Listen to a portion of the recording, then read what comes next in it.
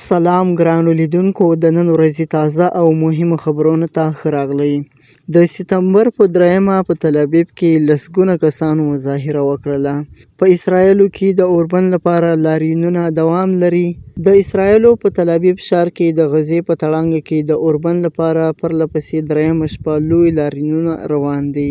د سپتمبر په 3 لسګونه کسان سړکونو ته راوتلي وو او له حکومته یې د اوربند تړون ته د رسېدو غوښتنه کوله.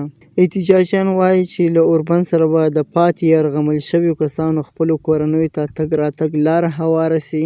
لاریونونه تر هغه وروسته پیل شول چې اسرائیلي پوځ وویل چې 6 یرغمل شوي کسان په غزا کې د هغوی د برمته کوونکو لخوا په داسې حال کې وژل شوي دي چې پوځیان د هغوی ځان ته نږدې شوي ول. ډیری اسرائیلیان وزیر اعظم بنیامین نتیاهو د یرغمل شویو کسانو د وژنو زیاتېدو لپاره تورنوي او د پاتې یرغمل شویو د خوشي کولو لپاره د اوربند د موقتي غوښتنه کوي. په عین حال کې امریکا وایي چې دوی له خپلو مصري او قطري سیالانو سره د یرغمل شویو کسانو او د اوربند د تړون پر نوي وړاندیز کار کوي. بلخوا د ملګرو ملتونو امنیت شورا پلان لري چې نن د سپتمبر په 4 پر جګړې د بحث لپاره غونډه وکړي. په دې غونډه کې د اوربند لپاره خبرې وکړي. دا و د نن ورځې تازه او مهم خبرونه. سبا نیوز سبسکرایب کړئ او له نورو ملګرو سره یې هم شیر کړئ.